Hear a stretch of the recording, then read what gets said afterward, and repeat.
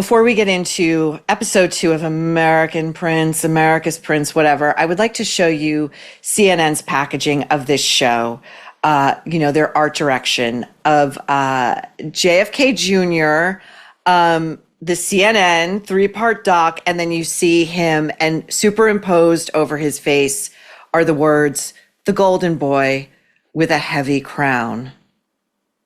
Now, I would also love to counter this, because here at The Nerve, our mission statement is real talk about fake people. And so we would like to show you our amended version, which we believe reflects reality. And ours reads, JFK Jr. superimposed over his face, a dwarf mind with a death wish. Now, we begin with Carole talking about the wedding between JFK Jr. and Carolyn Bessette on Cumberland Island. And I have been there at the same time of year. It was a research trip I took for Ask Not, and I can tell you what it's really like on that island. But let's hear Carole's version first. It was a very simple wedding. It wasn't fancy at all. Okay, so she's flipping through her photo album, rather. I believe she believes in her mind, in her Baby Jane mind, in her Norma Desmond mind, that would have been her wedding album.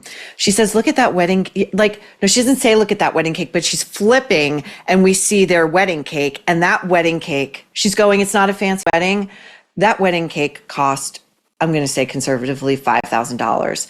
And, it's not a fancy wedding. That's a really wealthy person's version of not a fancy wedding. That island you can only get to by boat, okay? All the food comes into that island by boat. There are maybe 10 residential houses on that island. Getting a wedding together on that thing, that was a very expensive wedding. It may have looked rustic. It's like when people rent out farmhouses or barns for their weddings. It's always city people who do that. Okay. Anyway, Carole goes on about how quaint and private it was. Like, he was pretty much the most famous guy in the world. As a couple, they were sought after. They got married on a tiny island. There was not a single photographer. Okay. First of all, she says that he was the most famous man in the world, and as a couple, they were sought after. And I know we've addressed this once before, but the idiocy and inanity of that statement, that super obvious statement, are you fucking kidding me? Then she goes on to say there were no photographers there except for the wedding photographer. And she just says the wedding photographer. She doesn't name him. The wedding photographer was Dennis Reggie, who is the brother of Ted Kennedy's wife, Victoria. So that's a real Kennedy insider, that Carole, okay? Now she goes on to talk about the venue where the actual ceremony took place. That's the church. Look at it. It was pig shit and horse manure everywhere. Okay, first of all, it's a chapel. It's not a church. She considers herself a serious writer, a New York Times bestselling author. In all fairness, she is that. She never fails to remind us all she was a producer at ABC News and won Emmys. So you better know the distinction, sister, between a chapel and a church. A chapel, no less, that was built by slaves. And so the idea of a really wealthy, storied, white American political dynasty holding a ceremony inside church could be considered problematic by today's standards. Secondly, I have been inside that chapel. Okay, and let me tell you, this is how dumb JFK Jr. was. That chapel, the windows, what few windows there are, this chapel's like well over, it's like 150 years old. They're painted shut. They're painted shut. There is no air conditioning. There is no ventilation save for the front doors. Okay, it is small, it is squat, and it traps heat. And when I tell you there is nothing like Georgia heat in the summertime, it's like, here's the best way I could describe it. Go sit in a sauna, as hot as you can make it, take a very wet, heavy bath towel, wrap it around your head and try to breathe. That's what it's like to be in that chapel. And this dimwit, this fuckwit, thought it was a great idea to cram like 50 people in there while his wife took her time getting over there. She was 2 hours late. Like everybody was soaked through. It's amazing nobody got heat stroke that we know of. Okay, now on to the moment. And this has been very little reported. I wrote about it in my book. I'm amazed they're addressing it at the wedding rehearsal. At that dinner, Carolyn's mother, Anne, who was no fan of John Kennedy and the way he treated her daughter, okay? Despite the spin Carol's going to put on it, she got up to give her wedding toast at the rehearsal dinner. And let's hear what Carole has to say about that. Carolyn's mother really loved John, but when she made that toast, I'll never forget the end of it. She said, I hope my daughter has the strength for this. Everyone sort of stopped for a moment.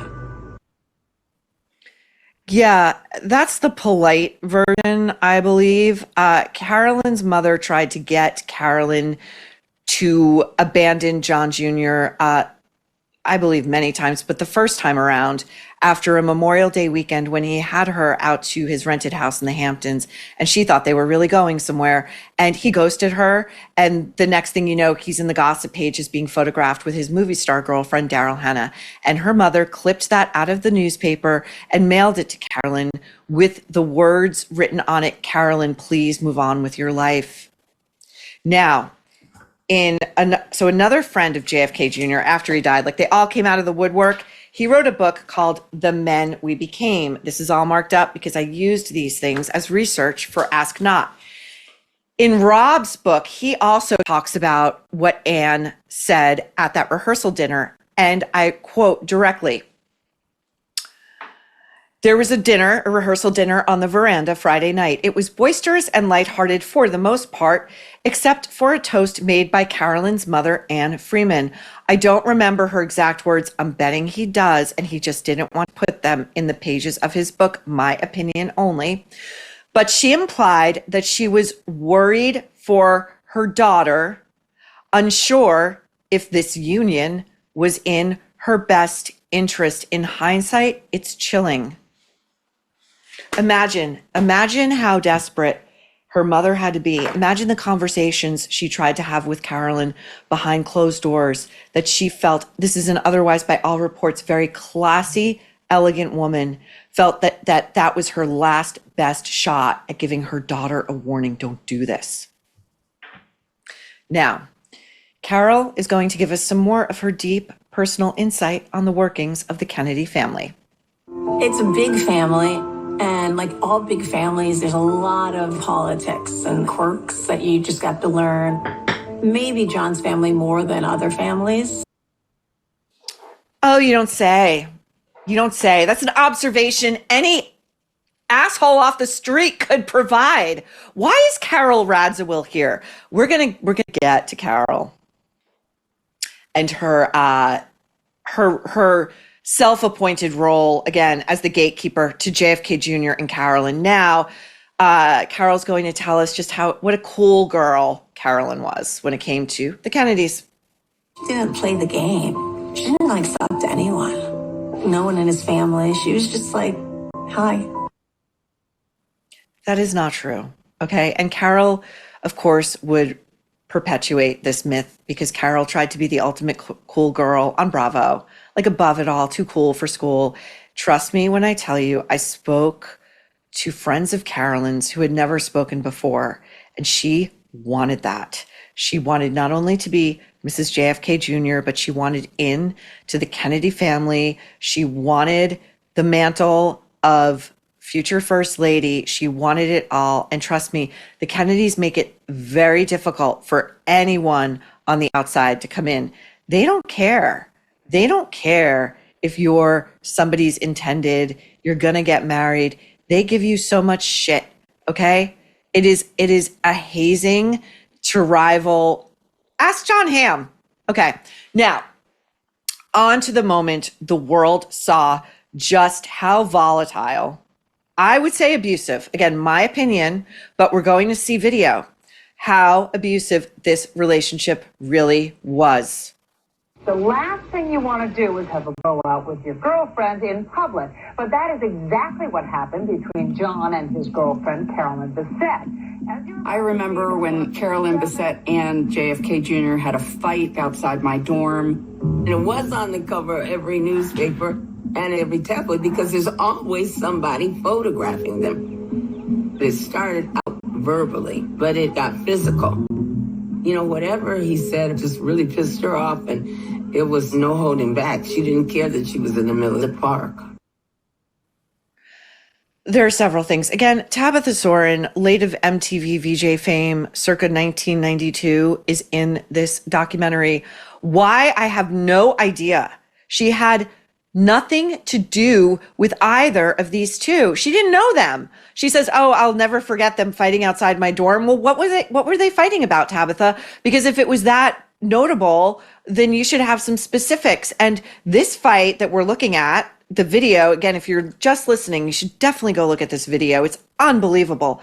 You know, that was 1996, and she was at MTV again in 92. So the chronology is, unless she went back to, I don't know, for her master's, but it doesn't make any sense. It doesn't track. Now, that video, two things. We don't see the whole video. It was shot by a female paparazzi who just caught them in the park one day, and they were going at it. And, you know, Carolyn is sort of, you know, that gossip columnist you're hearing talk. Again, a gossip columnist, has not been relevant for decades. Again, CNN scraping the bottom of the barrel to get anyone to talk about this shit, rehash it. She's saying, well, Carolyn, you know, she wasn't having it. Like, she didn't care. It was the Prince of Camelot. She was going to give it to him. What we don't see is John taking his hand like this, open palm, and pushing Carolyn back by the face, and then trying to yank off her engagement ring off her finger, yanking it very hard. He could have broken her finger, and then tugging the poor dog by the leash, yanking the dog by the leash. That's around his neck.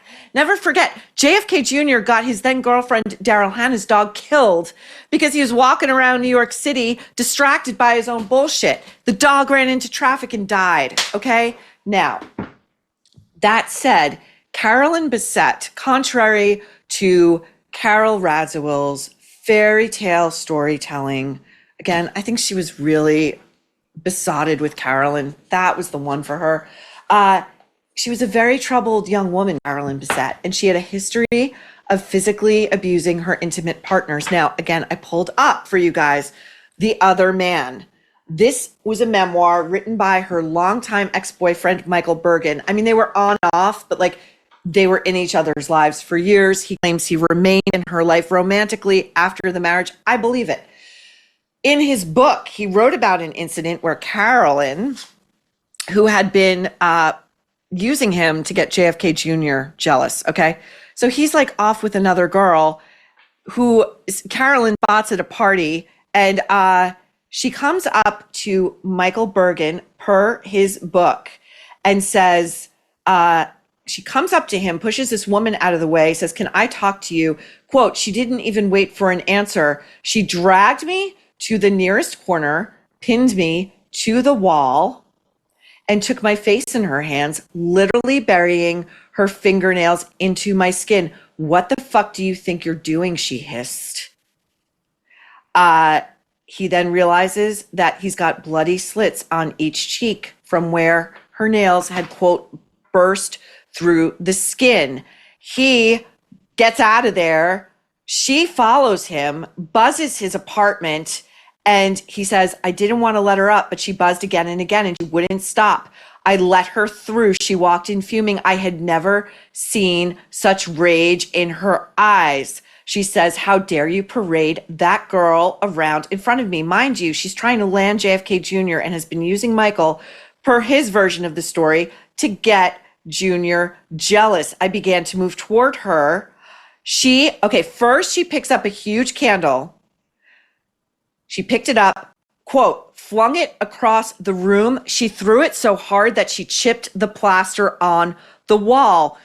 I began to move toward her, but she was already reaching for candle number 2. I ducked as it flew past and shattered the window that looked out onto the courtyard. Then she threw a third, striking the mirror over the mantel, the mirror we'd bought together at the flea market, and smashed it to bits. The shards rained down on the floor. There was one candle left. She threw it at my feet and it gouged a 2-inch hunk out of the polished wood floor. "What is wrong with you?" she screamed, completely losing control. "You like trashy girls? Is that it? You like them dirty?" She turned and kicked my TV set, knocking the VCR to the ground, and she literally leapt into the air and came crashing down on the VCR, smashing it. I could go on and on and on, but this is not a stable young woman.